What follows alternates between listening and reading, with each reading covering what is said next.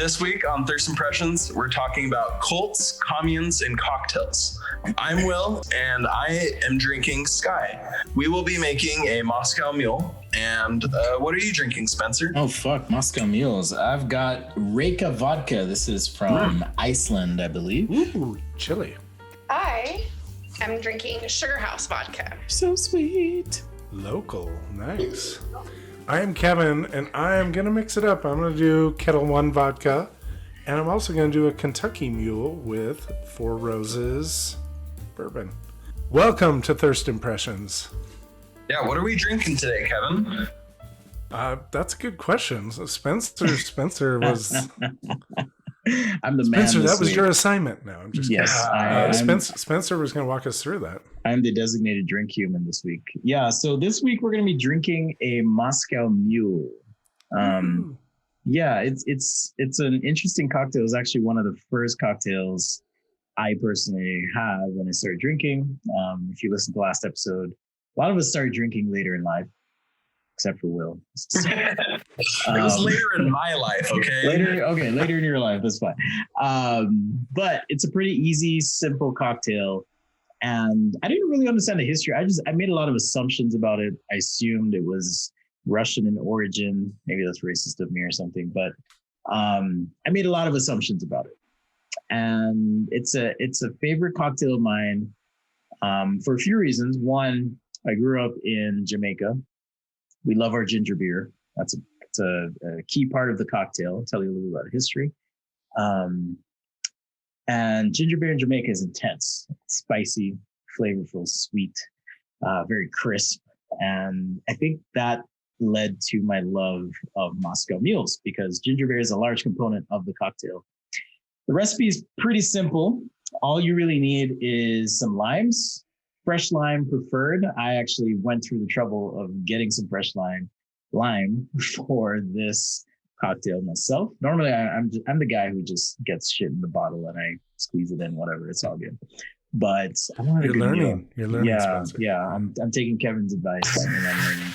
So ginger beer, lime. I just use half a lime for each cocktail, and then ginger beer, lime. Oh, vodka. Can't forget the alcohol.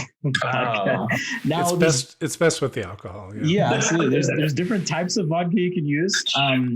Historically, my preference has been using Stolichnaya. I don't even know how to pronounce it, but it's a Russian vodka. Stolies. Yeah, you might have seen it. If you go to a bar, you can ask, "Hey, I want the Stolies." It has a bit more earthy taste. I don't know. Just it feels raw. That's the best way I can describe it. And the flavor is a bit more forward than you might find with more filtered vodkas like Tito's, for example. You can't even, it's alcohol. It's there. It'll fuck you up. It's Tito's. That's basically it. But there's nothing more to it. If you hate the taste of alcohol, Tito's is a good way to go. If you're okay with the taste of alcohol, you could cut that for an ad right there. By the way, Tito's, feel free to use that. Yeah, seriously, Tito's, it'll fuck you up. To me, it'll fuck you up. Tito's, it'll fuck you up. But I just got curious, so I'm drinking a Reka vodka. It's from Iceland. That's what I've got today. I've heard of that. Yeah, I saw it on the shelf. I actually popped the cork, and there was like this crazy mist in there. So I think it's actually imported. To our lovely state of Utah. So what I like to do, and I don't know, I mean, I'm not the technique guy on the show here, but what I like to do is I just dump some ice in. So I've got a little cup of ice here. Dump some ice in. Oh shit, I forgot to talk about this. This is important. You may have noticed I'm using a copper mug. All right. So a Moscow Mule, a little bit of history. Born in Manhattan, a little bit disputed. Some people say LA, but there's some interesting figures behind the whole thing. They actually served in a copper mug to start. We have Wes Price, who was a part of Cock and Bull. I don't know if you've heard of that ginger beer, but it goes way back, apparently. I had no idea. I'm using this is Bundaberg ginger beer is what I'm using. And he was the head bartender at Cock and Bull. And then there's also, let's see if I get these names right, John Martin of Smirnoff Vodka, actually, and Rudolph Conant, I think that's his name, however you pronounce it. and John Morgan. So all these guys were hanging out. This is the story as it goes in Manhattan in the Chatham Hotel, and they decided to come up with this cocktail. There's an alternate story that was actually told in 2007, however, about Wes Price, one of these figures who was the head bartender at Cock and Bull. And his quote, at least as he was quoted, was he just wanted to clean out the basement. So he had some shit lying around and he made up a cocktail. But it's such a good cocktail because it's simple, it's smooth, it's easy. And I think it's really hard to mess up, honestly. You can make it to your liking. If you like more ginger beer, pour more ginger beer. If you like a more boozy version, or less ginger beer. All right. So I'm going to make my version. And then I think Belinda has a special edition. There is some thought behind what the copper mug is and why it's a part of the cocktail traditionally. So you can go to a bar, for example, and ask for a Moscow Mule, and it's likely they'll serve it to you in a mug like this. Now, these mugs are not, by this I mean a solid copper mug. These mugs are not consistently represented at bars all over the US or the world. Some of them happen to be lined. So I have another copper mug here for those watching the video podcast. This one's actually lined, and it looks to be some sort of nickel or tin or something, maybe even stainless steel. This mug, however, that I'm going to enjoy my cocktail in is actually solid. So it's solid copper. Now, from my cursory research that I did, there's a couple things that are sensory that the copper mug provides. For one, copper is a magnificent conductor. Okay, so copper is typically found in wires, circuits, things like that. But that also means that I put some ice in here preemptively. It means that the cup is now super cold already. So it actually creates kind of an added layer to the experience of drinking a mule as opposed to drinking from a glass that tends to be a bit more insulated than a metal container. So that's one. As for why it's traditionally served in a copper mug, that's just how they started it, how they marketed it. So they would travel the country from east to west coast, back and forth. They would make the cocktail, sell their alcohol, right? And ginger beer, Cock and Bull, Smirnoff. And they would leave one mug behind, but take the other. So that's kind of where it started. Now, let me tell you one insight there. Okay. The whole reason they used the copper mug in the first place, just like the Cock and Bull people had a shit ton of ginger beer they wanted to use up. One of those gentlemen you were talking about happened to be dating a woman who owned, I'm not making this up, a copper shop where they made things in copper. And so this is the American way, right? You said, "Oh, I thought this was maybe a Russian drink or something like this." This is full on America. Like, take advantage of what you have and make something of it. And yeah. That's just what I assumed. I assumed it was some sort of Russian cocktail. That I did too until I looked into it. Yeah. I mean, it's a fucking cool name, Moscow Mule. I'm like, am I involved in some sort of espionage thing here? So is it called Moscow Mule because it uses vodka? Is that what it is? Okay. I think so. I as much as I've been able to discover, and thanks Kevin for filling in there, I hadn't discovered that part of the history of the drink. My pleasure. The beauty too. If we do have any friends out there listening right now who aren't big vodka fans or maybe don't have it on hand, but do have the other ingredients, I in fact, I think I'll use right now this bourbon, Four Roses bourbon, and substitute bourbon for the vodka, and then it becomes a Kentucky Mule. Or okay, I was gonna say Tennessee, but it is a Kentucky Mule. Yeah. I guess if you use Jack Daniels, yeah. I suppose that's an interesting variant, but it's such a simple, sublime cocktail. And personally, I like to add a few bitters. So we'll throw the recipe up on the video for you guys and in the show notes, but super simple. If you have a solid copper mug, try it out. Now, I will add to the context here that in some parts of the United States, believe it or not, this mug is illegal to use, at least to serve a Moscow Mule in. And that's because the acidic content of the drink can interact with the metal of the cup. So in an uncoated, solid Moscow Mule cup, don't die, Spencer. You may be drinking some copper. You know what? I drink these so rarely that I'm okay with it. It's not like, I mean, it's kind of like the whole arsenic in an apple situation where if you eat apple seeds, but really you got to eat a whole grocery bag full of apples to actually have any effect, right? Yeah. Oh, shit. I need that whole grocery bag. Looking at you, Will. All right, so I'm gonna make mine. The recipe calls for 1 ounce to 2 ounces, depends on how heavy you want it to be. I'm gonna do 2 ounces or just basically a heavy pour. So a nice heavy pour there. Got my vodka in, fresh lime, of course, per Mixmaster Kevin's instructions. It is more work, but it always tastes better. So go through that. So for me to catch up, Spencer. So we got the ice. We throw the ice in the ice in. Pour some vodka. All right. And that's about 1 ounce to 2 ounces. I did a heavy pour, so I'm probably 3 ounces deep. Confession. Makes it even better. Yeah.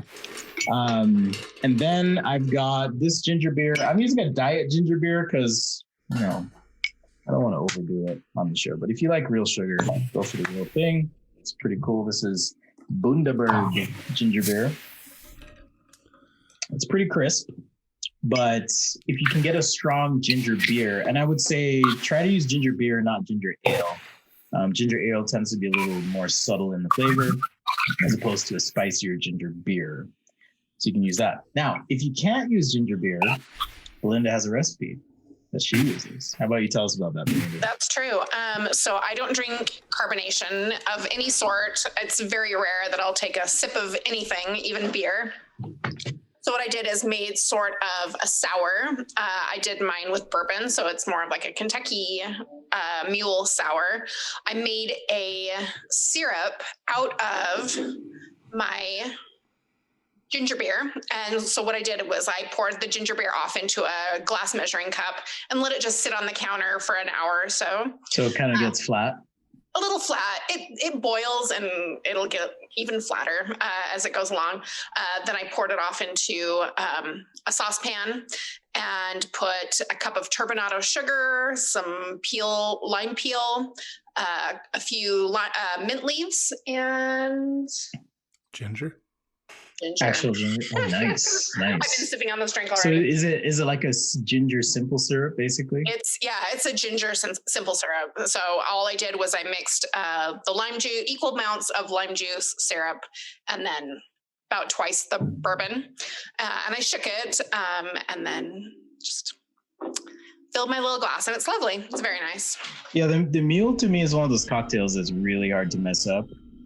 And no matter what you do, it's likely that you're going to get it right. But yeah, the Mule to me is one of those cocktails that's really hard to fuck up. Like it really just comes down to what you like. Like, I don't feel like, and I don't know, you tell me, Kevin, or if you're really into them, if you guys want to leave a comment. But you can add stuff to it as long as you have some ginger, some lime, and some vodka, and it's what ratio of ginger beer to vodka do you use? It's usually a 2 to 1. 2 to 1. Ginger beer to vodka. So if you do 2 ounces, 4 ounces of ginger beer. Good call. But again, to Spencer's point, this is really a hard one to mess up. Like if you over pour the ginger beer, it's not going to taste bad. It's nice. It will still be perfectly drinkable. I think of this often as a summertime drink because it's just really refreshing. And to Spencer's point, if you get a nice spicy ginger beer, it's just, super refreshing and perfect on a hot summer night. So it's winter here, but I'll still drink it. Yeah, that's true. It's a very hot winter It is a warm winter.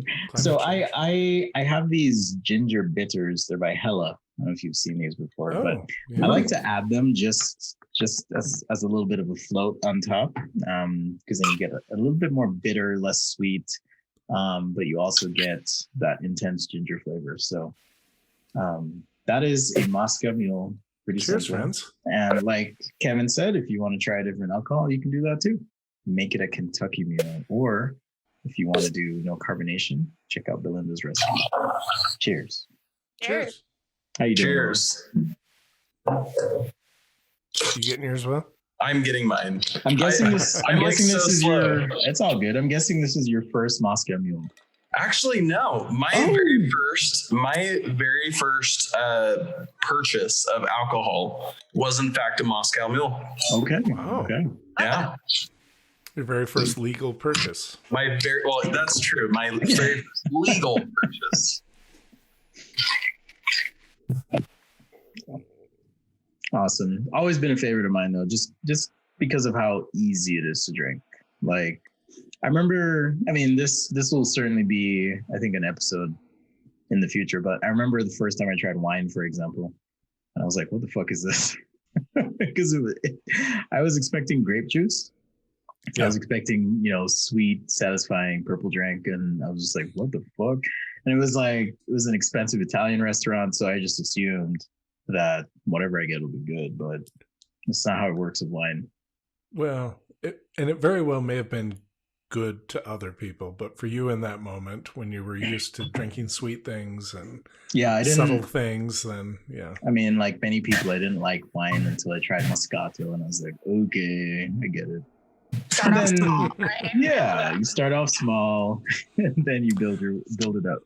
I will throw in there. I noticed that Will shook his.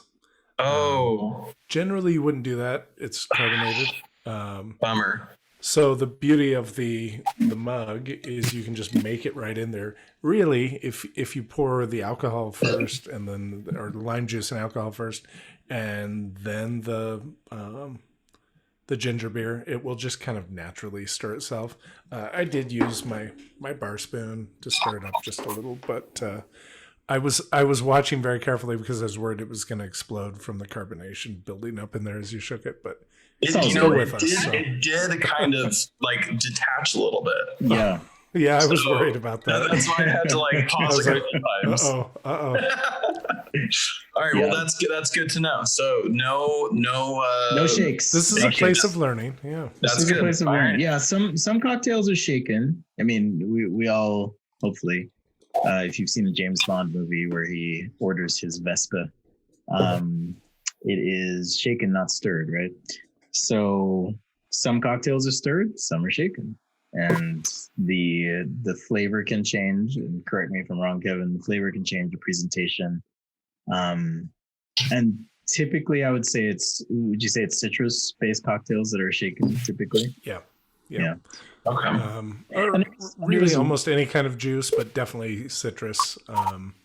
You want to shake it. Yeah, there's wet shake or dry shake. I don't know the big difference. I typically wet shake. That's with ice, right?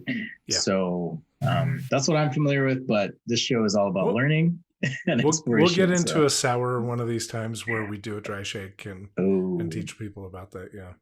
Yeah. What the heck is a dry shake? It's not as comfortable. Yeah. It's without the ice, but we'll take that another time. Pisco sours one night. You just Pisco go right sours. on. Yeah, let's do a pisco sour sometime. Those are lovely. Ooh, yeah. Like I said, Will is gonna have a full bar by the time the show is over. It's beautiful. Because now we gotta go get Pisco. Yeah, well, I'm gonna need it. So all right. So what's this week been like? We had the inauguration. What else has everybody else been doing? Bernie, man. Bernie took over the. It's been a Bernie week for sure. I'm so over Bernie, but yeah, no, you know what? I don't know of anybody else who's a bigger fan of Bernie than I am, and he dominated the internet, and he needs to democratize his power over the internet now. It's time. The meme has run its course, but it was a good meme. It was fun. The beauty of memes is they run their course and they go away. Yeah, it was hilarious for a solid 48 hours, and then after that, it kind of petered out. Right? Maybe less than 40 minutes. It was like 15 minutes for me. I'm just like, okay, guys, I get it. See, I was good for 72 hours, but now I'm kind of done. Yeah. So if you guys don't know, somehow you've been living in a cave under a rock, whatever. Bernie Sanders was at the inauguration, and he was himself. That's the best way to put it. You can just Google that shit. Yeah. We'll include some photo or link in the video and show notes for reference, but he was just chilling the fuck out on the inauguration stage in mittens like a gangster. Like he was just... And a casual parka, right? So he wasn't in his wool dress coat or anything like that, like everybody else in attendance. He was wearing zero fucks. Yes, he was wearing exactly what he always wears. The Like mink coat. Yeah. every time I go back and watch some of his rallies when he's out in the cold, he's wearing that jacket and wearing those. I am asking you Once again. Yes. My favorite meme was the one that said, if any of you think this is a different outfit than Bernie would have worn to his own inauguration, you're mistaken. He would have worn that Because he just doesn't care. I know, His handlers probably wouldn't have let him. But, well, it's interesting too, because there was, I think it was Will that shared it, or maybe it was Belinda on our little group chat that we have. Was it you, Belinda? I guess I'll find out. The Twitter, well, there was a controversy on Twitter about whether or not Bernie intentionally pulled the stunt to take Like attention diverting away. attention, right? Yeah, from the women on stage. And I try to be equanimous. I think that's the right pronunciation in my thinking. And so I reached out to some friends, some that were very extreme and who would likely be going along with that idea that yes, Bernie was somehow trying to steal the shine from Michelle Obama and Kamala Harris. And they were like, no, this is fucked up and weird. Like, this doesn't make sense because Bernie is Bernie. And I even went and looked up an old image of Bernie at previous inaugurations. And sure enough, he was doing his Bernie thing. Yeah. He was doing his Bernie thing. Yeah. And let's get him some slack. He's like nearly 80 and it's fucking cold out. It's winter. And you know what? He wore warm clothes. Yeah. When I'm nearly 80, I'm going to do whatever the fuck I want. Exactly. Absolutely. Yep. The end. Exactly. Man, well, you know what? Besides Bernie, let me tell you, Trump's cult has lost their mind. Has absolutely lost their mind. What do you mean? What's Trump's cult? The MAGA people. They're like spreading all these crazy conspiracies about how, I don't know, there's some deal that the French struck in 1800 and now that the contract's broken, they're gonna come take over in March and give the presidency back to Trump. Like, I'm not even joking. What you're saying sounds familiar. So again, for context, after the siege on the Capitol, which is where we kind of kicked off the podcast, Trump was removed, he was deplatformed from many services. And there was I was actually reading this week, there was a 73% drop in misinformation being spread. Can you imagine? Just from him and I wonder several if there's other a accounts. correlation. I don't know. I mean, maybe misinformation is subjective. You know, I have friends and family who believe that what is considered to be misinformation is actually the truth. So that's a whole other discussion. In any case, he was deplatformed, removed, and I understand the decision made by these platforms to remove the former president's ability to speak and spew whatever he wanted. At the same time, I had a thought, which is, okay, where if they deplatform him and conservatives feel marginalized, where are they going to go? What are they going to do? Of course, they're going to go pick services that allow them to hide in corners of the internet. And that's exactly what they've been doing. So if you guys are curious, I actually tried this week. If you guys are curious, download Telegram, and in Telegram, search for QAnon or MAGA or Trump, and you'll see groups show up. Yeah. You can preview these groups without joining the groups, and you will see the crazy shit Will was just alluding to. Yep. Which is, hey, there was some fucked up, weird contract, and the America is not actually America; it's a business, and they filed for bankruptcy, and Pence is a clone, and like all this crazy shit. I'm just like, oh my god, what is happening? Man, I even saw one where supposedly Bill Gates was making a presentation to the CIA, where he was alluding to some gene that encouraged people to be extremely religious. And he was positing that, oh, we can turn this gene off if we vaccinate these people. And they were like spreading this thing as if it was true. It turns out it's a hoax video, and it was just essentially parody in the form of social commentary. But it's scary. Like, not scary so much as, I guess, troubling in the sense that now people are being relegated to corners of the internet that aren't as visible as they were on Twitter. The benefit is you don't have as many people exposed to lies, but the challenge is it's really hard to, I think, infiltrate and be aware of what people are actually saying now. Yeah, I think I might. I don't know. I'm kind of like you, where I have differing opinions on Trump being deplatformed. I don't think it's him losing his voice. If he wants to say something to his followers, he's going to be able to say it. They're all going to be able to hear it. He's not gone. He just isn't on Twitter, and Twitter's not everything. And just like speech that is intended to incite violence is not protected speech, that him being removed from Twitter is completely fine under the First Amendment, at least in the way that I understand it. But I do share people's concern that like big tech has enormous power and it needs to be broken up. That power needs to be democratized, and there needs to be better regulation so that if somebody does get deplatformed like Trump, or is demonetized on YouTube, or like these sorts of censorship type of things, I wish there was some sort of like third party independent organization that they could appeal to. And so then it's not just Google unilaterally making the decision. They have to go through some sort of process that allows both sides to make their argument and allows a decision to be made that is unbiased and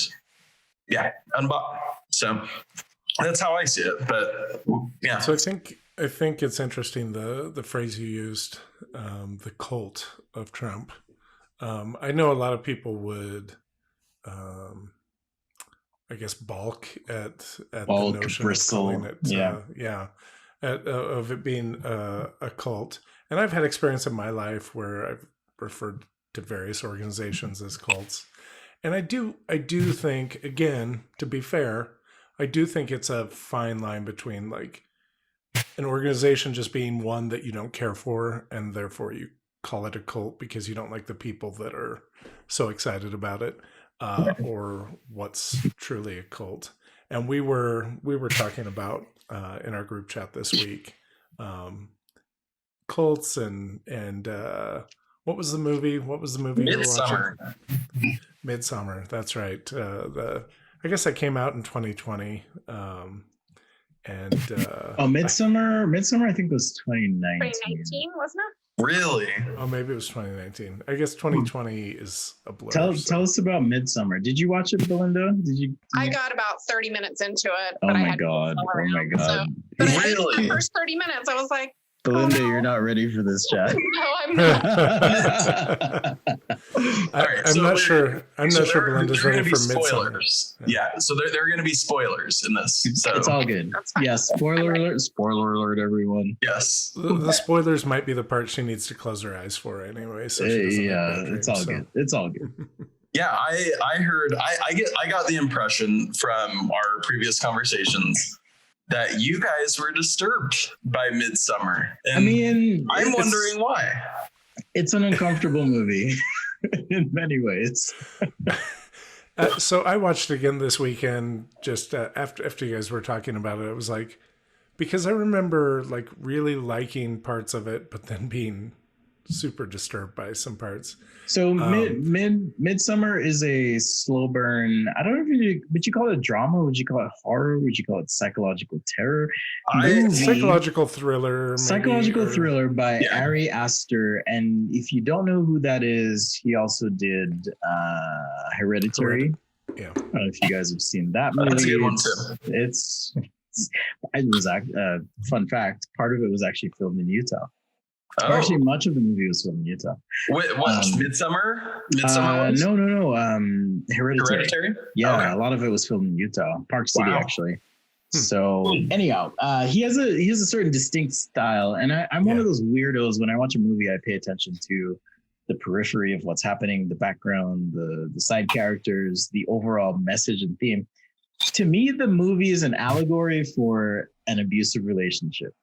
Yeah. Right. I mean, you have the context of a cult, you have the asshole boyfriend, even the way the movie's framed, like we can go deep, and maybe this is my apophenia kicking in. And for those who don't know, that's That's the tendency to derive meaning from things where there is no meaning intended.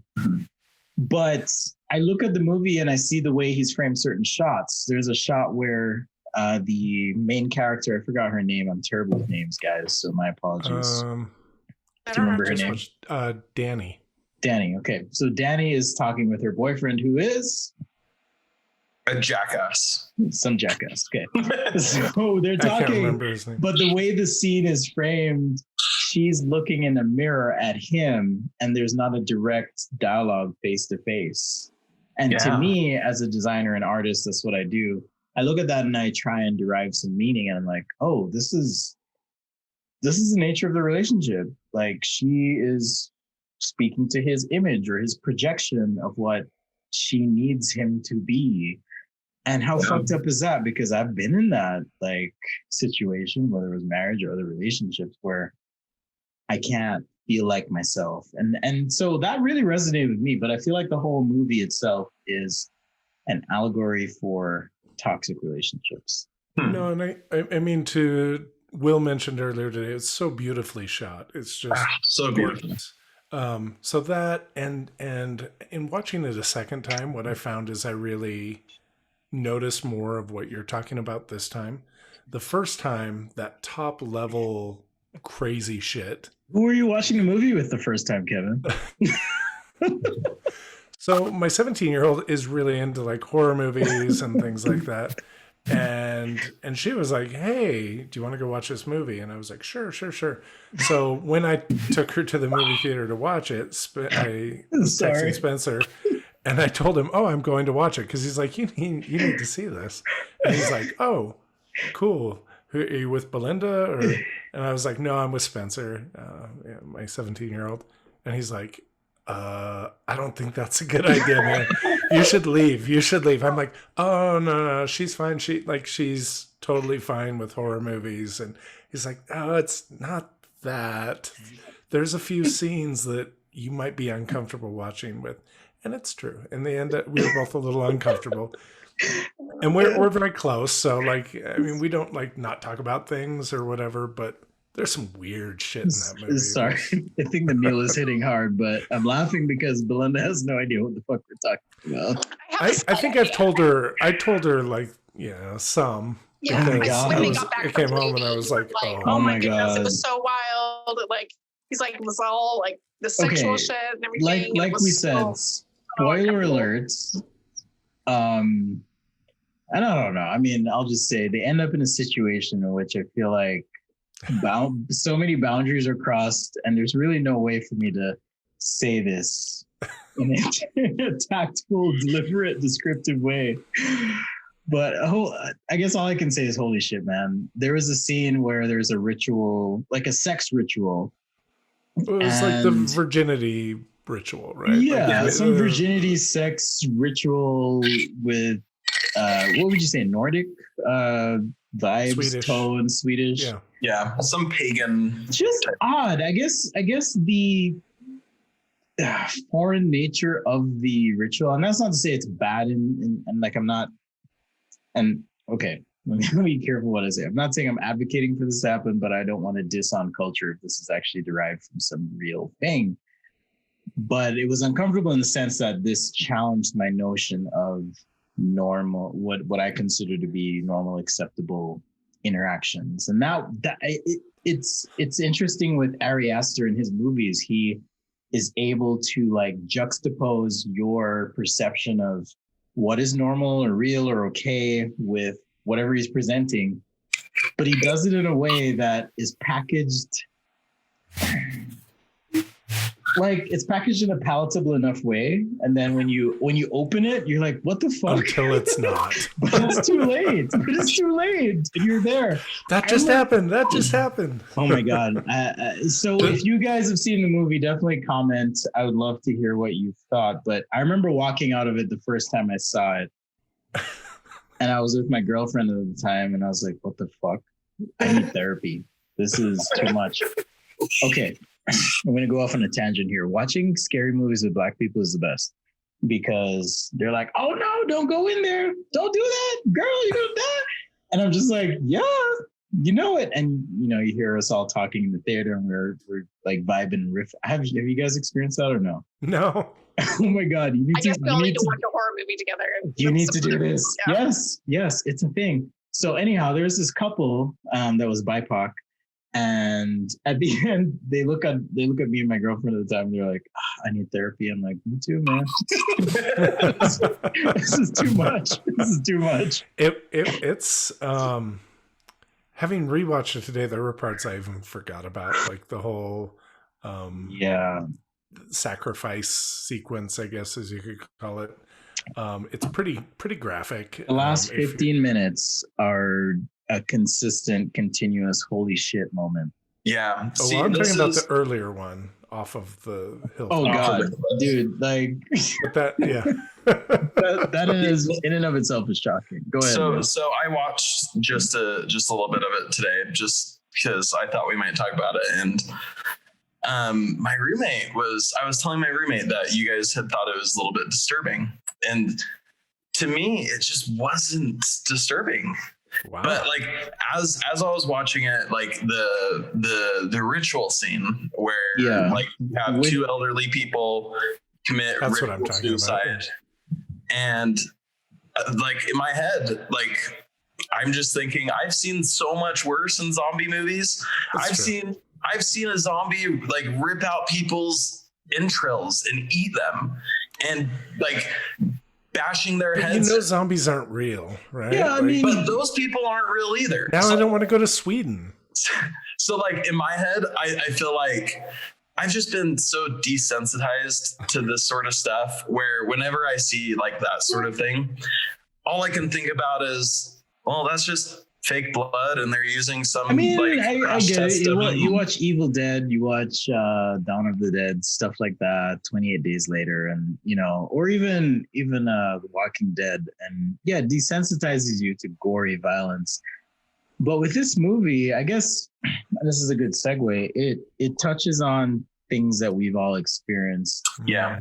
Having grown up in, and I'm being generous, you can say what you want to say, but in a high demand religion, where it requires you to challenge your own sense of self in uncomfortable ways and surrender your own desires for the greater good.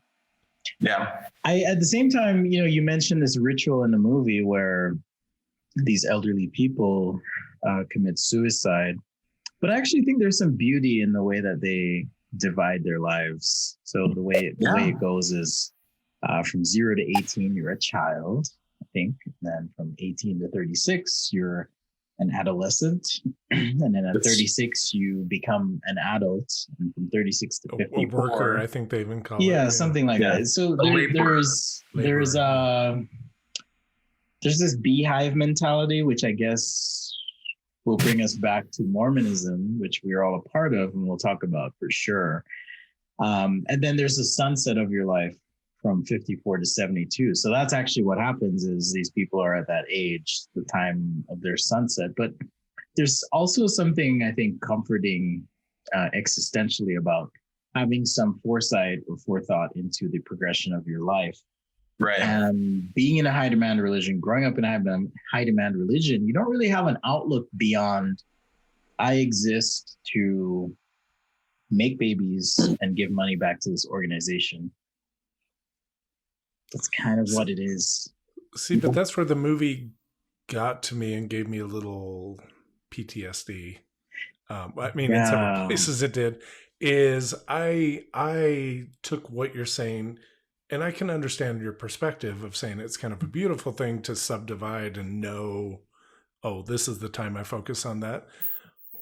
But having been in a quote high demand religion, I think we're avoiding a certain word, like where they lay out, this is your life and this is when you do each of these things, and it's not really to be altered or changed. And if you do alter and change it, then you are not only breaking the rules, but not really a part of us. So, or you need to change your ways.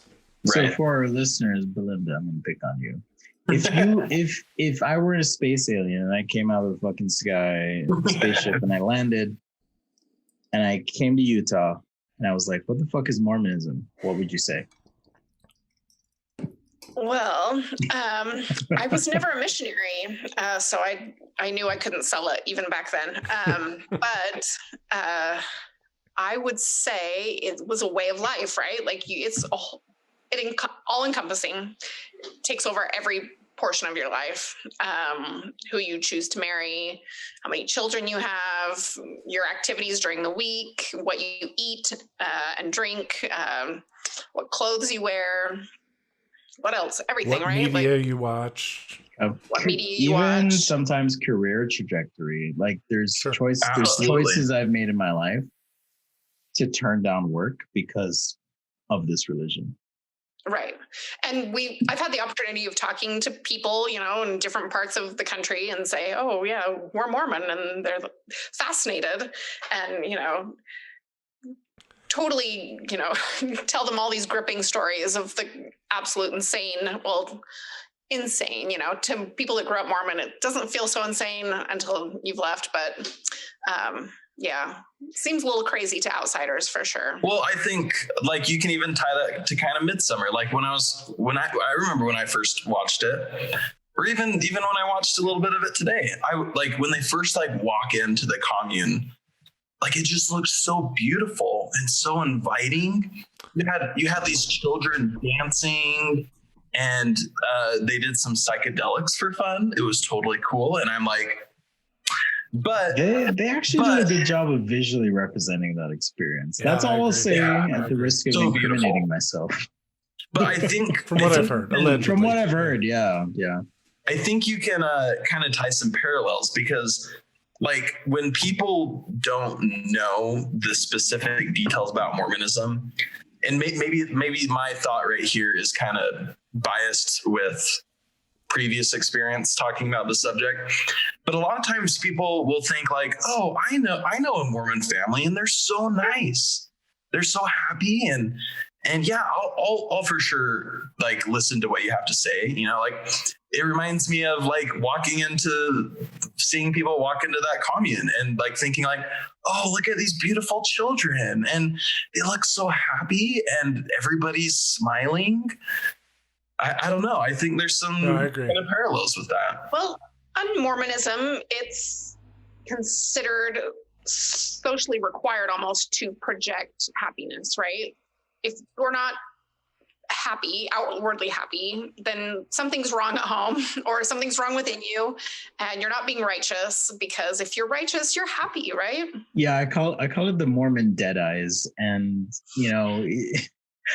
sometimes people look at Mormons and they're like, oh, they're so happy and everything's so great. But having lived that experience, I can look at pictures of people and like, you've got 6 months and your world is going to crumble, or Yeah. you are dying inside. I can just tell. Yeah. It's funny being on the outside. There's another there's a documentary on Netflix called Wild Wild Country? Oh, Yeah. right. Yeah, Wild Country. Yeah.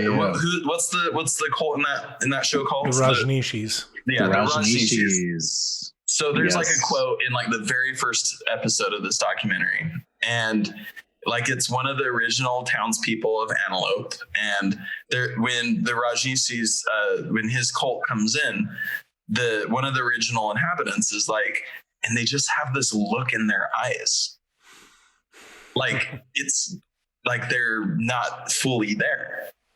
Well, And that's what it Mormonism reminds me of. Mormonism is interesting because, and I know we're not giving listeners who haven't grown up in Mormonism the entire context here, but there's this concept of countenance. I don't know if you guys all heard Have you this. seen his image in your Have countenance, you Spencer? seen Exactly. his image in your countenance? All right, that's all I'll give you guys. But there's this idea of countenance, which is to say my perception of your presentation of self as I observe it externally. And there's an assessment made, and it's kind of this weird mindfuck in the sense that, okay, what is my countenance? And you're like some leader, and apparently you can see that. Like, it's weird. And it's used in a way that weaponizes righteousness in a sense. And you're always guessing. It's like trying to live. I know quicksand isn't technically a real thing, but it's trying to find your footing on wet sand and trying to like guess where those solid places are going to be with regards to yourself in Mormonism. Mormonism is a cult. I tend to use the word high demand religion, but this religion requires you to surrender your sense of self, your finances, your well-being, your family planning, your business activities, all of that, your political ideologies to the central body that then dictates what your morality should be. And that's kind of fucked up. So it's always scary to say that word because it has such connotations. And it alienates people for sure. It alienates people for sure. Will and I were talking about this before, and he introduced me to an acronym. Remind me what it is, Will. BITE. BITE, B-I-T-E. What is that? So you have behavior, information. What's the T? Thoughts. That makes sense. I'm pretty sure it's thought and emotion. Emotion. Okay. And then within each of those letters, I think I know where this is going, but continue. Well, it's so within each of those categories, there's all these questions to kind of, and there's maybe, I don't know, 10 to 15 questions per category. So there's a lot. And so the idea is you can go through this and think about, oh, is this organization or religion or whatever, demanding this of me or requiring this? Or I actually watched a YouTube video. It was really good. It was by now. It was by Jimmy Snow and that's right. Tito, I believe. I'm probably saying that wrong, but we'll maybe throw on a link or something. They break it down. I think there's 4 episodes, one for each category. And they use a Fibonacci scale, which is a Scrum Master I'm all into. They basically story point the Mormon Church into cultism. But that's a weird flex, Kevin. That's a weird flex. Anyway, one the Mr. Snow is a former Mormon, and the other guy is not. So the non-Mormon went through first, and based on his knowledge of Mormonism, kind of ranked where he thought Mormonism fell. And it was interesting. They went through and had what's his first name? Jimmy Snow give what he thought his ranking was and why, elaborate on why that was the case. And I actually thought, first of all, the guy who didn't know Mormonism well, because he didn't want to be a dick, he kind of lowballed on some of them. So he had a lot of like 3s. So the Fibonacci scale is 1, 2, 3, 5, 8, 13, 21, etc. But they did it on a scale from 1 to 21. So with the idea being that things grow exponentially as you ramp up, right? Yeah. So it's not like just a slight variance. It's like, oh no, it's a major variance. Yeah, it's like once you reach this point. He constantly went at least 1 level, if not 2 or 3 levels higher than the other guy. And then after he would explain why the guy, you could just see the guy was like, holy shit, I can't believe all of this is happening. So information was the one the one I watched today. And like, for example, one of the questions that's not written about Mormonism, it's just written for cults in general, is does the organization require you to read prescribed materials that are put out only by them and discourage you from reading other materials? And so he was going on to describe the Children's Friend, and then the New Era, and then the Ensign, and then conference talks, and the list goes on and on. But and then also the classification of anti-Mormon. I specifically remember a time in my childhood where like it was probably the first item on my shelf, if you will. And it had to do with, I had an argument with one of my Sunday school teachers. Like I was probably like maybe 13 years old. And I can't even remember what it was over, but I was absolutely 100% sure that I felt the Spirit and that I was right. And my Sunday school teacher, he told me, you're not feeling the Spirit because I'm feeling the Spirit. And the Spirit is telling me that you're both wrong. Feel the Spirit and think different things. That's why it was like so confusing to me. And because it like kind of flipped my whole idea of spirituality on its head. And so I remember going home and going on the internet and looking up whatever the thing was about. And I found something on like fairmormon.org or something. And I remember talking about it with maybe it was the same Sunday school teachers, talking about it with somebody. And all they had to say was, these are anti-Mormon lies. And if you listen to these, you're essentially listening to the devil. Yeah. Yeah, you grew up in a different time, Will. I think for me, Kevin, Belinda, it was a lot easier for the Mormon Church to control sources of information. And what was anti-Mormon is now considered to be history. So again, for a bit of context, the Church of Jesus Christ of Latter-day Saints, or the Mormon Church, has put together a series of what's called essays. And these essays or writings, works, present a supposedly objective view of history, despite their tendency to omit certain things. And this history is provided as a means to inoculate young Mormons against discovering things online. Inoculate is the perfect word. Yeah, inoculate. Because when I was growing up, I agree with you. There were times where anything perceived to be contrary to the main narrative of the history of the Mormon Church was considered to be anti-Mormon. Yeah. But now those things are considered to be part of the essays. It's really confusing. Yeah. So when I was a teenager, they had the Farms essays. Do any of you remember reading I any of don't those? remember those. Yeah, I was obsessed with those. And so they would take, items that were controversial, and then they would explain all the ways in which they were true and all the historical information that they found somehow, miraculously about these different things, like, the papyrus, Pearl of Great Price, right? Or, places in the Book of Mormon, things like that. They would just, articles, would show up in the mail about all these interesting things, and they were fascinating. I love history, and I love, learning about that sort of thing. So it was fascinating to me, but now I see that it was a stretch to be generous, right? Like, it's weird that an organization, and again, for additional context here, there's so much we want to talk about, but Mormonism is a religion that purports to be the singular way to return to this heavenly being, God, who is our Father. And they present themselves as the gatekeepers when it comes to authority and access to God. And so in line with that, you have this idea that, well, anything that is considered to be true or of worth has to come from the central body, which ties very well into, Midsummer and this documentary we were talking about, Wild Wild Country.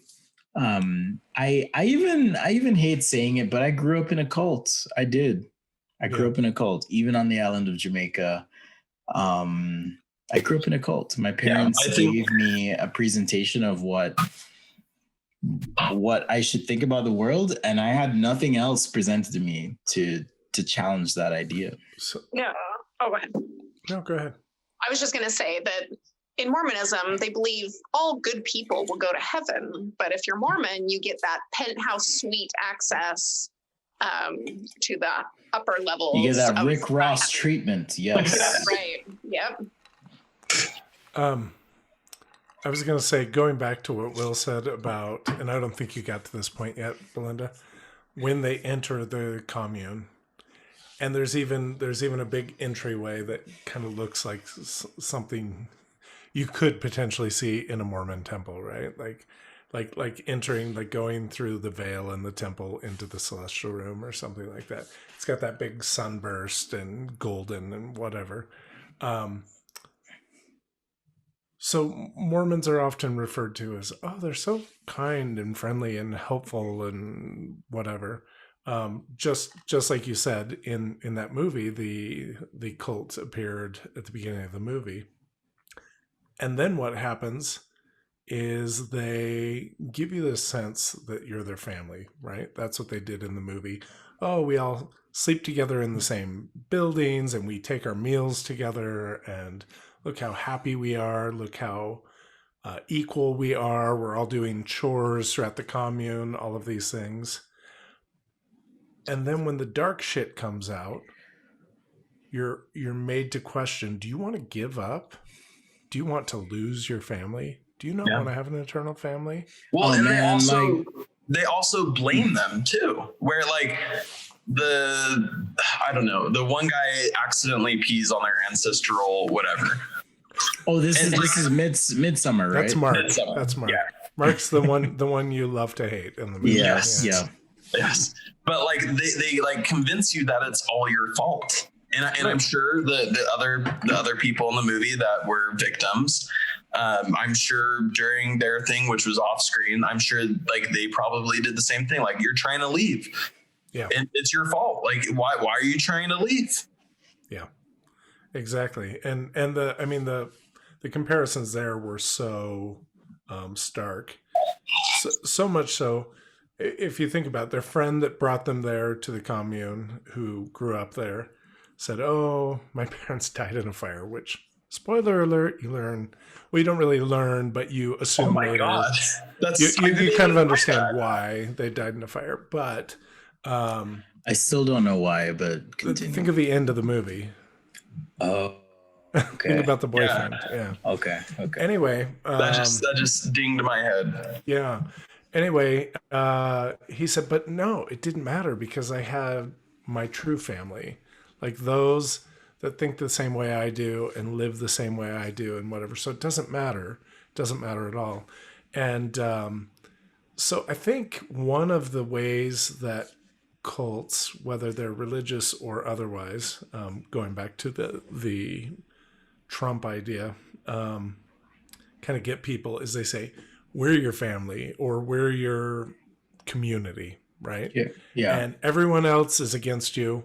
And we're the only ones that have the truth. We're the only ones that have the way to get to the magical penthouse in the sky or the magical economy in America or the magical whatever. Let me throw in another thing to even like strengthen your argument right here, Kevin, is the person that they recruited in Midsummer to join the cult at the end. I'm sorry, you guys need to watch Midsummer, but so sorry if I'm spoiling things. It's really worth a watch. It's dark. It's so and good. It's dark as fuck, but it's so good. But like, think of how the movie started. It started with her sister committing suicide and murdering her two parents. Yeah. So you have this person who is in a vulnerable state and is being introduced into a society that is treating her with respect and giving her a sense of family. And then even they give her the highest honor of their tradition. I won't go into further details. Yeah, they manipulated her into thinking like, this is how you can find joy again. And I think that's a lot like Mormonism does this, where they go and they find people who are struggling to put food on the table, and they offer them the bishop's pantry. And yep. They hook them in with that. They hook them in with missionaries coming over and helping them with chores that might otherwise be really difficult for elderly folks or people who need to be working. And then tie it in with Trumpism, where you have this large segment of the population that the government has basically just said, fuck you. Where you have people who their jobs are being shipped overseas because of capitalism, because it is easier and cheaper to hire foreign workers instead of hiring American workers. And then you have this cult of Trumpism that tries to give them a refuge and says, we're going to give you jobs. We're going to do this. We're going to do that. It's the immigrants' fault. So they put the blame on everybody else instead of the actual problem, which is corrupt government and capitalism. And in my opinion, that's my estimation of this. There might be other ways of describing it, but the point I'm making is cults use people's vulnerabilities to suck them in. And it really, allows people to do mental gymnastics in their mind, because now they have a sense of community. So who cares if Trump's lying? I have all these friends. Who cares if Joseph Smith didn't actually receive revelation for the Book of Mormon? I have all these neighbors who I have as friends now. So now I can't leave them. I have church basketball. I have roadshows. Yeah. Come on. So I feel like the whole families can be together forever that Mormonism teaches is a direct hit on vulnerable people, right? One of my very favorite actors, Stephen Fry, had a little interview about Mormonism. He came to Utah and went to Temple Square and got kicked out by the missionaries for asking too many questions that were provocative questions. But he mentioned in this little article or whatever that he wrote about it that Mormonism was geared toward women of a certain age, middle-aged women whose children were grown and out of the house. And, you know, they weren't needed as much and they're feeling lonely and not needed and they want their family around them again. And so they pull their whole family into this religion that promises that they will have their family forever. Right. Right. And I totally believe that because, you know, as a parent, right, like the thought of losing a child, right, is horrific. And so your parents are getting older and, you know, and your children are older and you're in this spot, right, where you're not needed so much by your family. It goes both ways. You know, one of the things I've realized about Mormonism as a faith, but really a cult, is that the psychological, emotional manipulation that they levy onto you is quite significant as a child. So consider this. I don't know if you guys have gone through this experience, but being somewhere public with your parents as a child and then finding yourself in a position where you are lost or at least disconnected with your family. Like that cuts deep. If you've ever been in that situation, it is existentially heavy, threatening, and certainly weighty. But Mormonism is really built on, I mean, many things, but one of the main things, you know, I as a missionary would sell people is, hey, do you really want to be separated from your family? Like it's straight up manipulation. And for a child who cannot process things with nuance, it's especially heavy. You know, it keeps you in the system because, I don't want to fucking lose my parents. I don't want to be away from my family. Like that is hell. That is really hell. And they sell you on this idea that, okay, if you become a part of this, if you join us, you will not be separated from your family. And it's kind of fucked up. Is what I'm trying to say. Remember one of my favorite moments on my mission to Detroit was, I'd been out like a year maybe. So I thought I, was hot shit. Like I knew how to baptize people and convince them, sell them. But I'm teaching this couple that I assumed was married up until that point. They're in their like late 50s, early 60s. And I'm teaching them the fourth discussion, which back then was about the law of chastity, eternal marriage, like I think even maybe baptisms for the dead and some stuff like that. But anyway, I'm teaching the principle about families can be together forever. And I say it, and I still remember their names, Earl and Wanda, and thank God they didn't join. They almost did, but shout out to them. They didn't want to get married. So, but I remember Earl looked at Wanda and then he looked at me and he said, "Son, why the fuck do you think we would want to be together forever?" And he's like, "Amazing. I love you, Wanda, but I don't want to be with you forever. And I don't think you want to be with me forever." And she's like, "Hell no." That honestly, I was like, what do I don't really have an answer for that. I am an anti-monogamist because of this exact thing. I don't think people can That's a whole different thing. It is A future episode, What I really wanted to say though is just to add on to your point, Spencer, about like manipulation as children, because I suffer from depression and I have my whole life, and it took a long time before I got to the point where I realized that it was depression that I was suffering from, and started to receive help. And I remember as a kid, the prospect of my leaders telling me that in order to be happy, all I needed to do was to trust in God and to repent. And I remember just feeling like depressed, and it's like a similar thing that I mentioned last week, where you feel like something is wrong with you. Like I am sinning, and that is why I feel so sad. And you get in the cycle of like, why has God just put this on me when I'm living the best life I can? I'm repenting. I'm not drinking coffee, all the things. And that's how they manipulated me, was in order to be happy, you have to follow these rules. And I followed those rules, and I was never, ever, ever happy. And it turned out it was just because my brain has a chemical imbalance. And no matter how much praying I did, it would never cure that. It would never cure that. So let me show you this shirt. Well, those of you that are watching on YouTube, let me show you my shirt. You may be familiar with the Porn Kills Love t-shirts. It's here in Utah, and I think a lot of our listeners right now might be in Utah, but I have the Provo Kills Love. Which I get, that's right. I get mixed reaction. If I'm at the liquor store, I get a lot of, that shirt's fucking awesome, dude. And then when I'm at the grocery store, not as many pleasant looks. But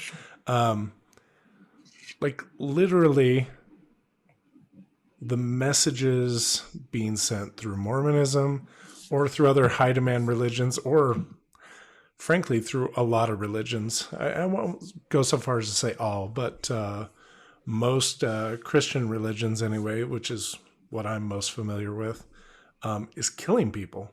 And maybe not all literally, but emotionally, it's killing so many people, or because at least creates conditions in which people feel they have no other option but to take their lives. Yeah. It's fucking sad. I know personally of people who suffer and have unfortunately suffered from depression, and they had gone to seek counsel from their bishop or from they call it like the Mormon Family Services type of stuff.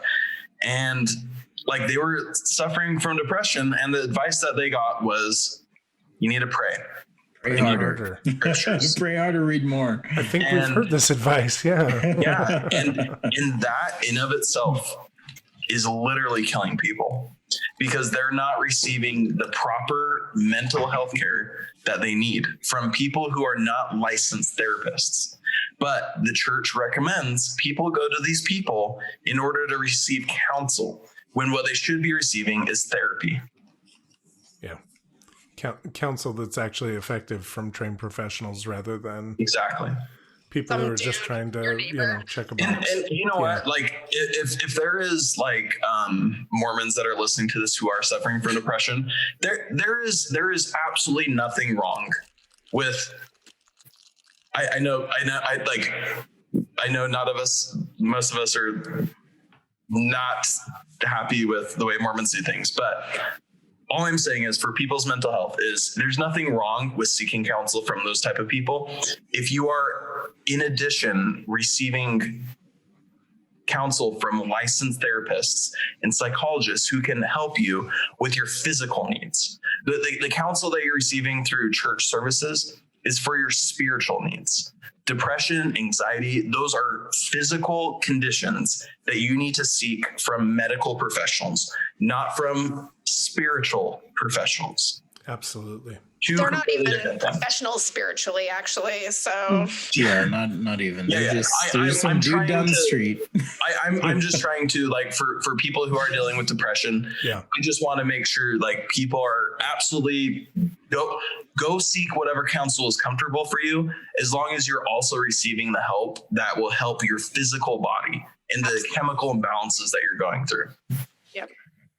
You know, Mormonism has certainly touched our lives in a variety of ways. You know, all four of us, but at the same time, I don't want to completely gloss over the positives, which is a good segue. So one of the positives of Mormonism is, particularly in Utah, where you have a high concentration of Mormons, is you get this situation where many of your friendships, connections, business and personal, are predicated on whether or not you are a Mormon, right? This idea of community, this idea of, and I think it's fundamental in some regard to human nature, in the sense that, you know, you go to a party and you try and find the person that you think you're going to vibe with, and you go hang out with them, right? So we try to find commonalities, and Mormonism, in a broad sense, socially, can create this situation in which you find yourself dependent on what the organization provides for you in terms of socialization, community, in other words. And, you know, as a Mormon, for me, myself, I found myself having many quote unquote friendships, but really they were shallow. They were wide. You know, you move into a certain area and you have automatically 100 to 300 people who understand, based on the boxes you check, who you are. And if that's your existence for most of your life, it can be disorienting to then leave and try and discover community. How's that been for you guys?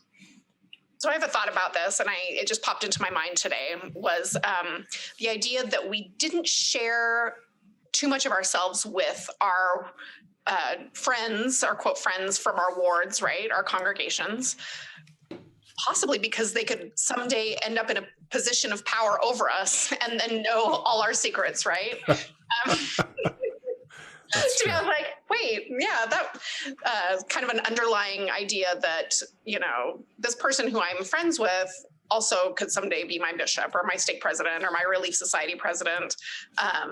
And tell, you know, my deepest secrets, you know, to somebody else above them.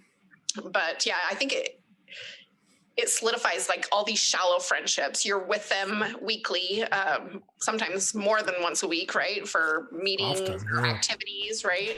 But you don't really have time to sit with them and talk with them on a more personal level. It's all business, right? All work, busy bee. I would say a lot of the relationships within Mormonism are quite shallow, actually. Yeah. Mostly because of what you're talking about. I don't want to get too deep because, you know, we all do things that maybe we don't want, you know, published to the world. Right. And most of the time they're natural things, or they're not terrible things. But within Mormonism, they could be considered quite terrible, right? So, like, we don't want to get too deep with anyone, because we know at some point we're either going to move and they're going to tell other people, or, to your point, they're going to be in a position of authority over us, or just even just general gossip. Yeah. Right. Which there's plenty of that in Mormonism. There's plenty of that everywhere. Yeah. I'm glad you're encouraging. I've been drinking. Oh my God. Cheers. We all have Will. It's all good. I'm holding on by a thread. I'm actually really glad that you tried to bring a positive aspect into this, Spencer, because I do think that there is some value in some of the more collectivist ideology within Mormonism. So what do I mean by that is the idea that you can form these communities with your neighbors where you can discuss issues. And I think I think the Bishop's Storehouse, even though it can be used for some sort of like exploitative way of recruiting members, I think if you had some sort of mutual aid network within like secular wards and stakes, I think you could solve so many problems. The homelessness, the problem with homeless people who are unhoused, people who lost their job and just need to put food on the table. I wish there was some sort of structure, some sort of organization that anybody could go to, regardless of religion, regardless of anything, some sort of all-encompassing organization that just takes care of people, takes care of your neighbors. It's community ran so that you know who your neighbors are and who you can reach out to if you need help from. Right. So in that sense, like I really do admire the collectivist vision of some aspects of Mormonism, and I wish we could have a secular version of that, something that isn't tied to religion. So it's great ideas, right? But I feel like executed so poorly and so tightly controlled that it doesn't benefit the people that really, really need it. Yeah. That's the problem. That's the problem with cults. Cults, though, is so many of them devolve into, how much sex can I have? And that's why I mentioned like mutual aid networks. I know a lot of really good like political activist groups, which coincidentally mostly are leftist groups. I'm not like pitching leftism, but sure you are. Will. It's okay. Yes, you're finally going on your mission. Maybe a little bit, but all I'm saying is like there are, and some are apolitical as well, but they form these mutual aid networks, which are very democratized communities that reach out to people in need, and that's more of what I'm talking about. So it's not, and I think that's the key. Yeah, it's an anarchistic idea of having an organization without hierarchy, where you don't have somebody who can take control and pick and choose who receives mutual aid, but instead of it's a collective group of people who just want to help. And in cults, whether they be religious, which they often are, or political, it's about someone gaining power. A lot of times they start with really good ideas and concepts, right? Of like mutual aid and all the things you're talking about. And then someone, whether it's the founder or someone later on or all of the above, decides, I'd really like to fuck a lot of women, or I'd really like to have a lot of money, or I'd really like to have a big fancy house down in southern Utah, and all of the above. Whether it's Warren Jeffs or Joseph Smith or Brigham Young or any of these people, or Donald Trump for that matter. Osteen, you've got so many in the world, right? Yeah. Right. And we emphasize Mormonism because that's our shared experience. But these people in power are all over the place that are turning this, the aspects of being a cult, not just an organization, into, so in other words, things for mind control, things for behavior control, all of these things in order to get their own gain, right?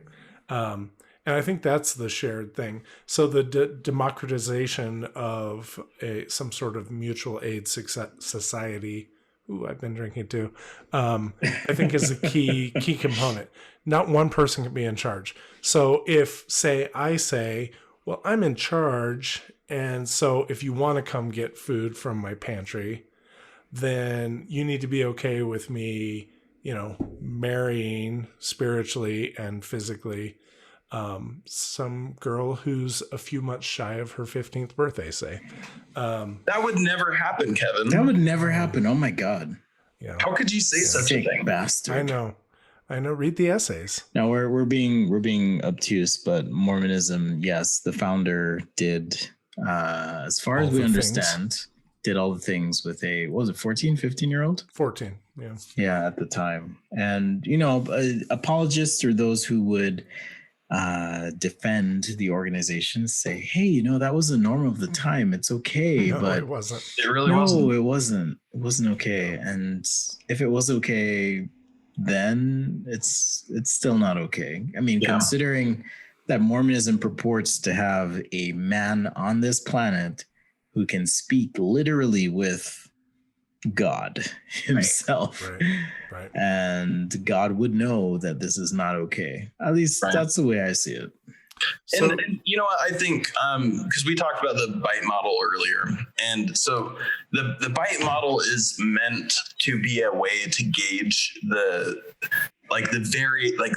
different levels and variations of a way an organization can be an authoritarian. So it's not specifically about cults, it's more about authoritarianism, which is like essentially a cult. So people use it as a way of measuring an organization's cultiness, if you will. But I think like even within organizations that you can characterize as being a high degree of cultiness, there are still people within those organizations who don't completely follow with like, I don't know, the line of the cult, right? So like I know of people who have a serious problem with the idea, well, not the idea, with the fact that Joseph Smith married a 14-year-old. Like people really do struggle with that. And there are good people who want the church to acknowledge it and address it and actually not try to make excuses for it, but to say that that was wrong. Just like how Joseph Smith, there was other instances where he was accused of committing sexual assault. That's wrong. And people need to stand up and they need to say that that is wrong. And until they do that, they're going to just continue believing these lies. And their degree of cultiness goes up. And, right. So like looking at the list, the bite model, there are several things like, murdering people or corporal punishment or things like that if you do something wrong, which today is not the case, right? You're not likely to be, beaten physically by a church leader, right? Maybe at home, that happens. It's hard to be beaten by like an 80-year-old. Right. 96. But that's the age of the Come at me, Rusty. Come at me. That's the age Bernie of the with his current. mittens. I don't know that. The current prophet is 96. I'm sorry, Belinda. No, in the church's history, though, that was the case. Like if you committed certain crimes or sins, you had to either kill yourself or Blood be killed. atonement. Yeah, blood atonement. So we're not far off that model. Yeah, I was not aware of that. We get to talk. We'll have a Brigham Young episode. Yeah, It'll be okay. fun. Yeah, Belinda's grandpappy. Wait, what? Whoa. Holy crap, we have a celebrity in here? Right. Can I just say one thing? Because I always stop every podcast and say, I just need to say one thing. I'm gonna let you finish, but this alcohol is good. I'm gonna let you finish. But Beyonce had the best. Just kidding. Go ahead. the best thing about Mormonism, to be honest with you, is all the grocery stores are so great here in Utah County on Sundays. On It's Sundays, beautiful. I can go to Trader Joe's. I can go to Costco and be done in an hour. It is so nice. That is nice. But other than that, it's bullshit. Yeah. Oh, I mean, where were we? Yeah. No, going back to your transition that we only partially transitioned to, Spencer. You brought up a question I've been thinking a lot about lately. I bought some land recently, kind of out of the blue. 7 acres up in the mountains, very cult-like. You already have the beard, so. I have the beard. I actually have a gown too. I have a white flowing gown. We just need the orgies to happen. So you go get it on. We just need the orgy. We just need the orgies to happen, and we're good. Yeah, the orgies haven't happened up there yet, but no, I have this land. Will. Interesting. What I was thinking is very much along the lines of what Will was talking about. I love to. Right now, I'm growing. All my neighbors, I'm sure, are certain I grow marijuana. I do not, to be clear. God damn it! But I have all these grow lights down in my kitchen that are on from 7 a.m. till 9 p.m. every day because I'm growing a winter garden with lots of very Mormon word of wisdom type That's stuff. the sound of the police. Exactly. No, it's mostly salad greens and herbs, but. Not those kinds of herbs. Yeah. But no, like I've thought a lot about like I have no real. I mean, this is my community right here, and a few other friends that I have. But other than that, like once I left Mormonism, I live in a town called Lehi in a county called Utah County. That's very, very, very, very, very Mormon. Did I mention very, very Mormon? And so, like, I have no relationship with my neighbors because they are pretty much instructed, like, spend your time interacting with Mormons. And if someone is maybe interested in becoming Mormon, then, you're okay to spend a little time with them. But if they make it clear they're not interested in being Mormon, or they could potentially lead you to do things that aren't very Mormon-like, then you should avoid them. So my idea is to eventually move up to my property in the mountains, and further be away from community. But I've been thinking a lot lately, so I would turn it over to all of you, and maybe the viewers too, in the comments or email, whatever. How do we who leave Mormonism, or how do we who leave any high demand, religion or group, how do we find a new community? How do we, I don't know if it's me going and finding other people who grow winter gardens in their kitchen, or if it's, but like once your whole world, like mine was for 4 decades, was built around this community of the cult and all the rules and all the things tied to it. How do I find new community? And I'm really struggling with that. Kevin, I've actually thought a whole lot about that because of my political ideology, frankly. So I kind of have I don't know. I'm just gonna throw random isms out there. Like I kind of have more of like a anarchistic, libertarian, socialistic ideology. Which probably aligns a lot with like Noam Chomsky, who has very similar views. And I think a big problem that people run into is this question: is how do you form communities where people feel like they are equal and they feel that being involved in the community is beneficial to their life?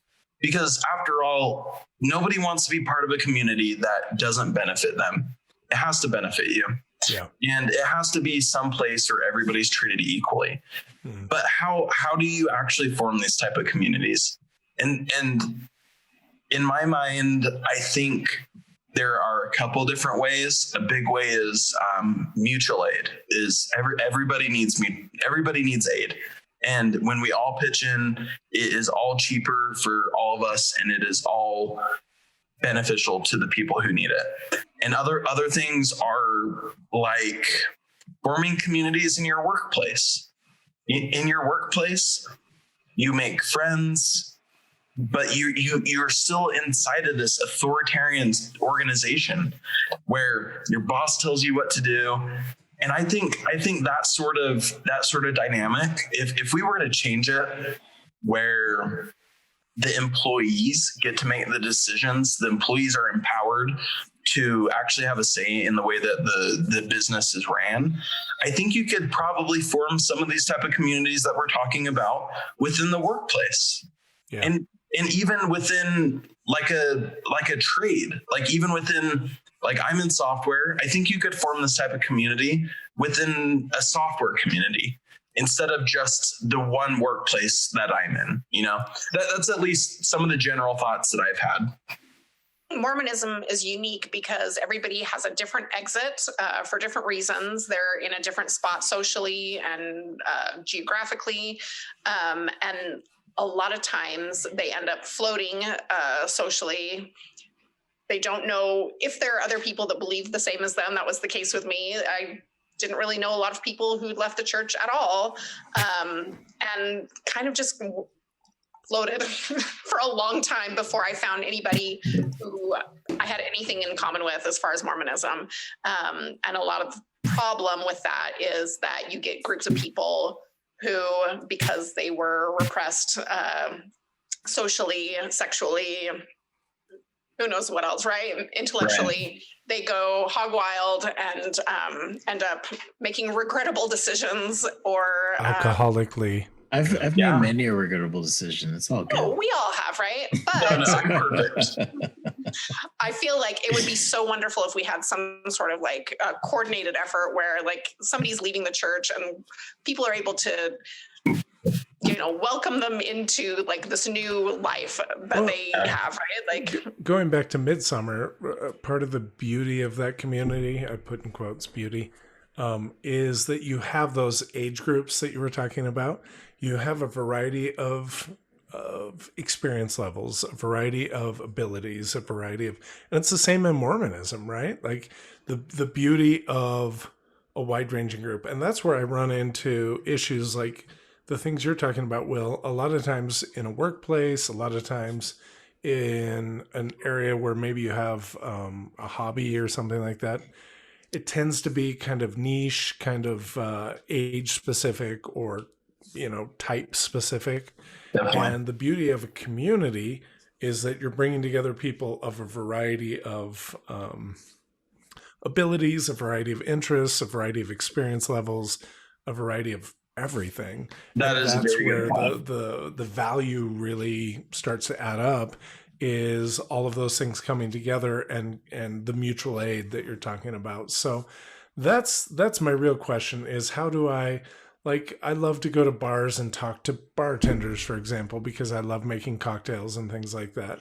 But bartenders tend to be, here in Utah, frankly, tend to be like 20 to 30 something white straight males. Right. Maybe not all straight, but like it's a type for sure here in Utah and probably everywhere.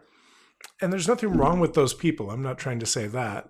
But how much better would it be if I was learning from the guy who was a bartender way back in the 70s, and like could tell me about like the progression of cocktails throughout that time and how they turned to bullshit in the back 80s. In my day, we only drank Negronis.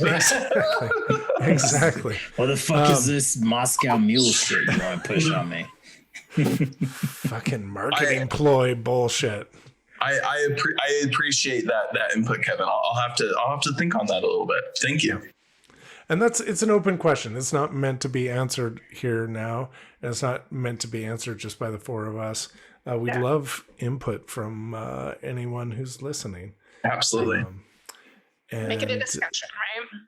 Yeah, I think it's getting late in the evening. Yeah, and I think this conversation could even span a whole other episode. Honestly, for sure. I've mostly been looking at Spencer's eyes. Yeah, I'm way too fucked up to continue. And Spencer's so much better than me. Spencer is only trying to drink on the weekends. So yes, that is my goal right now. I save it all for the show, but I will say I pre-gamed before the show, and I'm. Oh well, there you go. I enjoyed it. I just thought I thought you were becoming a lightweight. No, man. No, I had some of that Jamaican Ray and Nephew rum. That'll fuck you up. We'll have to make something with that shit, man. Even your camera's a little out of focus right now because your brain is too. It's beautiful. It's beautiful. Well, I think this is a perfect time to wrap up. Yeah. Again, I know we're all kind of plugging this, but we'd love to hear from any of you who listen to the show. The comments is great. That's probably where we'd love to hear from you most. But I've heard from several of you in Facebook comments, in Slack conversations from people I know at work.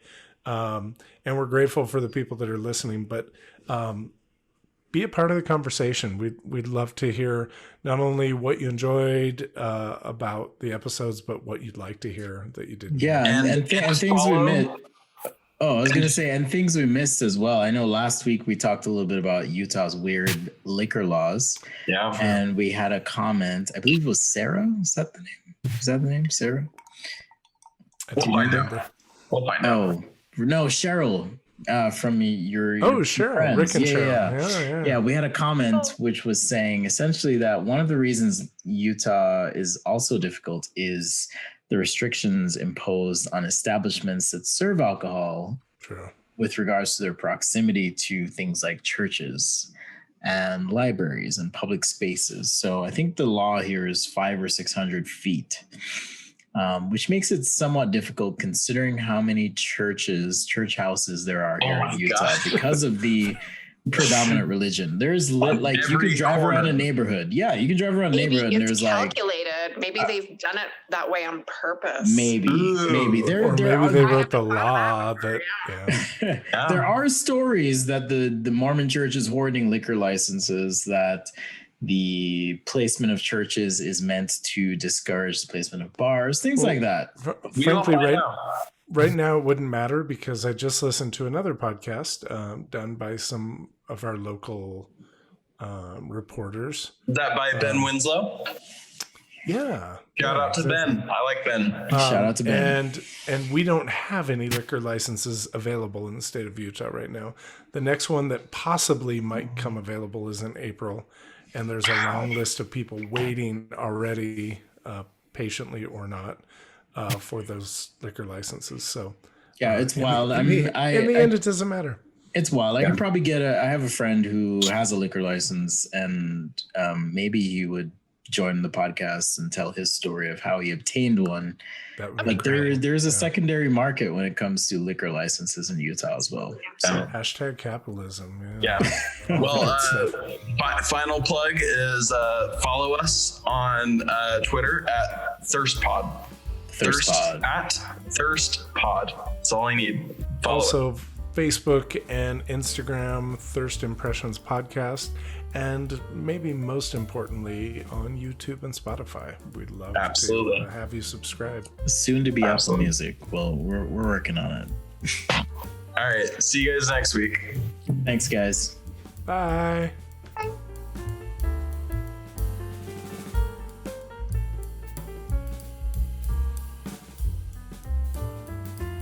I am Will, and we fuck. And we fuck. This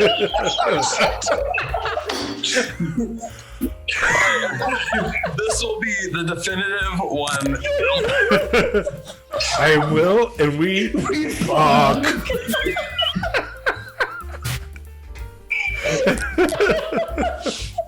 I'm fucking dead. I can't.